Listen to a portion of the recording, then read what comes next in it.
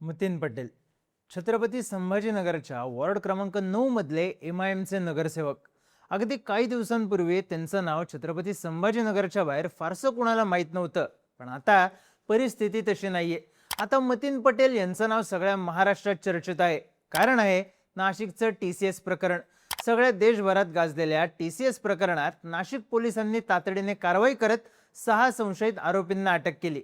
त्यानंतर एका महिला संशयित आरोपीला अटक झाली, पण पहिल्याच FIR मध्ये पीडितेने ज्या निदा खानचा उल्लेख केला होता ती निदा खान मात्र फरारच होती. नाशिक आणि मुंब्रा अशा दोन्ही ठिकाणी निदा खानचा शोध लागला नाही, पण 7 मेला निदा खान सापडली छत्रपती संभाजीनगरमध्ये.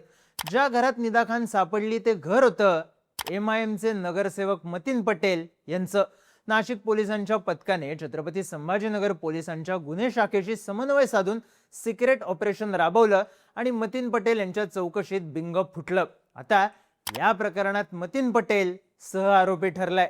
पण हा मतीन पटेल आहे कोण, त्याचा इतिहास काय, त्याच्या अश्लील व्हिडिओचं प्रकरण का चर्चेत आलंय, 2 घरं आणि ऑफिसवर बुलडोजर का चालवला जाऊ शकतो, आणि या सगळ्यात मतीन पटेलचं नगरसेवक पद सुद्धा जाणार का, पाहूयात या व्हिडिओमधून. नमस्कार, मी चिन्मय आणि तुम्ही पाहताय बोलभिडू. एप्रिल महिन्यात निदा खानच्या पतीची चौकशी झाली होती, तेव्हा त्याने ती आपल्या मावशी सोबत गेल्याचं सांगितलं. पोलिसांना CCTV मध्ये सुद्धा निदा खान मावशी सोबत दिसली. त्यानंतर पोलिसांनी निदाच्या मावशीवर लक्ष ठेवून तिचा पत्ता काढला, जो निघाला छत्रपती संभाजीनगर मधला एक बंगला. हा बंगला नगरसेवक मतीन पटेलच्या मालकीचा. संभाजीनगरच्या नारेगाव भागातल्या कौसर पार्क मध्ये हा बंगला होता. इथेच निदा खान आपल्या नातेवाईकांसोबत राहत होती.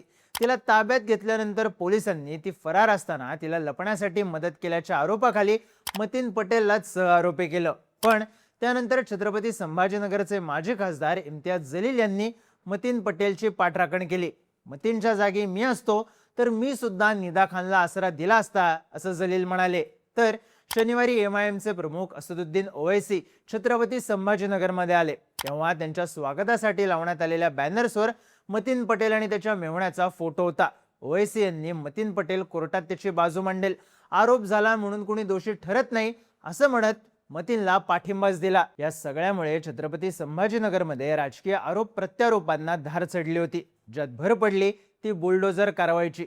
मतीन पटेलचं बिस्मिल्ला कॉलनीमधलं घर, मतीन पटेलचं मुख्य रस्त्यावर असलेलं ऑफिस आणि मतीन पटेलच्या कौसर पार्क मधल्या ज्या घरात निदा खानला आश्रय देण्यात आला ते घर, या त्याच्या तिन्ही मालमत्ता अनधिकृत असल्याचं समोर आलंय. त्यामुळे महानगरपालिका प्रशासनाकडून या तिन्ही बांधकामांवर कारणे दाखवा नोटिसा लावण्यात आल्यात. जर 3 दिवसात समाधानकारक उत्तर देण्यात आलं नाही तर या बांधकामांवर बुलडोजर चालवला जाईल असा इशाराही देण्यात आलाय. आता हे बांधकाम अनधिकृत असल्याचं आत्ताच लक्षात कसं आलं, हा प्रश्न छत्रपती संभाजीनगरमध्ये चर्चेत आहे. काही माध्यमांनी दिलेल्या बातम्यांनुसार मागच्या महिन्यात छत्रपती संभाजीनगरच्या शहागंज भागात झालेल्या अतिक्रमण विरोधी कारवाईवेळी मतीन पटेलने संबंधित पथकाला दमदाटी केली होती. त्यामुळे त्याच्यावर गुन्हा सुद्धा दाखल झाला, तरी सुद्धा त्याने अरेरावी केली. त्यामुळे वरिष्ठ अधिकारी त्याच्यावर नाराज होते आणि आता निदा खान प्रकरणात त्याचं नाव समोर आल्यानं अधिकाऱ्यांनी वचपा काढत त्याच्या घरावर आणि ऑफिसवर बुलडोजर चालवण्याचा इशारा दिला आहे, अशी ही चर्चा छत्रपती संभाजीनगरमध्ये सुरू आहे. पण मतीन पटेलची अडचण या एकाच प्रकरणामुळे झाली आहे का, तर नाही. त्याचा अश्लील व्हिडिओचं जुनं प्रकरण सुद्धा चर्चेत आले.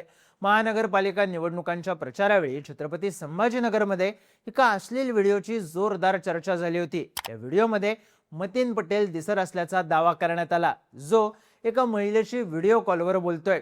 त्याने या महिलेला कपडे काढायला सांगितले, हा म्हणेल तसं वागायला लावलं आणि जेव्हा तिने नकार दिला तेव्हा मी येऊ का तिकडे असं म्हणत धमकी दिल्याचं या कथित व्हिडिओमध्ये दिसत होतं.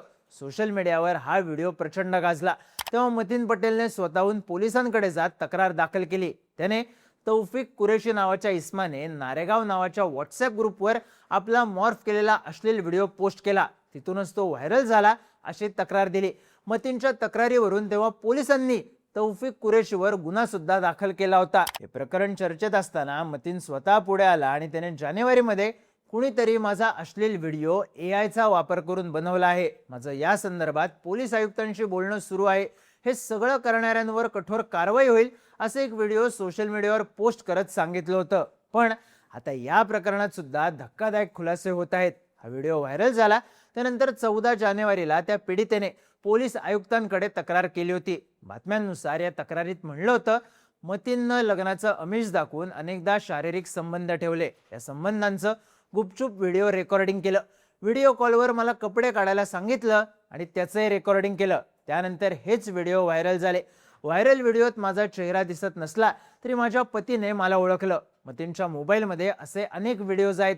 त्याचा मोबाईल जप्त करून ते व्हिडिओ डिलीट करावेत, त्याच्यावर कठोर कारवाई करावी अशी मागणी पीडित महिलेने तेव्हा पोलिसांकडे केली होती. आता या पीडित महिलेचा तोच व्हिडिओ सोशल मीडियावर व्हायरल होतोय.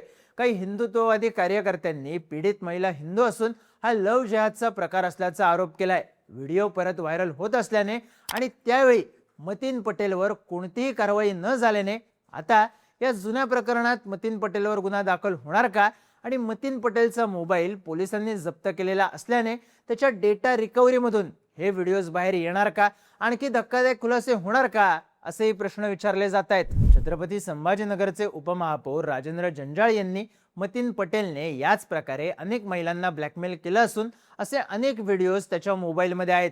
त्याने या गोष्टीवरून अनेक महिलांची फसवणूक केली आहे असा आरोप केलाय. सोबतच जंजाळ यांनी मतीन पटेलचं नगरसेवक पद सुद्धा रद्द होऊ शकतं असा दावा केलाय. माध्यमांशी बोलताना जंजाळ म्हणाले, महाराष्ट्र महापालिका अधिनियम 1947च्या कलम 10(ड) नुसार जर एखादा नगरसेवक किंवा त्याच्या जवळच्या नातेवाईकानं अनधिकृत बांधकाम केलं असेल तर संबंधित नगरसेवकाचं पद रद्द होऊ शकतं. हा नियम स्पष्ट असून पटेलचं नगरसेवक पद 100% जाणार. त्यामुळे आता पटेलच्या अनधिकृत बांधकामावर कारवाई झाल्यास त्याचं नगरसेवक पद खरंच जाईल का, असाही प्रश्न उभा राहिलाय. मतीन पटेल हा माजी खासदार इम्तियाज जलील यांच्या जवळचा नगरसेवक असल्याचं सांगण्यात येतंय. त्यामुळे निदा खानच्या प्रकरणावरून मतीन पटेल सोबतच जलील यांच्याही अडचणी वाढण्याची शक्यता आहे. कारण राजेंद्र जंजाळ असतील किंवा मंत्री संजय शिरसाट असतील, त्यांनी जलील यांच्यावरच निशाणा साधला. शिरसाट यांनी जलील आणि पटेल या दोघांची SIT चौकशी करा अशी मागणी करणारं पत्र मुख्यमंत्री देवेंद्र फडणवीस यांना लिहिलंय. तर जंजाळ यांनी या दोघांनी मिळून पुरावे नष्ट केल्याचा आरोप केलाय. त्यामुळे आता हे राजकीय वळण या प्रकरणात आणखी नवी माहिती समोर आणणार का आणि व्हायरल व्हिडिओ, अनधिकृत बांधकाम यावेळी मतीन पटेलचं नगरसेवक पद जाणार का, हे पाहणं महत्त्वाचं ठरेल. या सगळ्या प्रकरणाबद्दल तुम्हाला काय वाटतं? तुमची मतं आणि प्रतिक्रिया कमेंट करून नक्की सांगा आणि माहितीपूर्ण व्हिडिओज पाहण्यासाठी बोलबिडूच्या YouTube चॅनलला सबस्क्राईब करायला विसरू नका.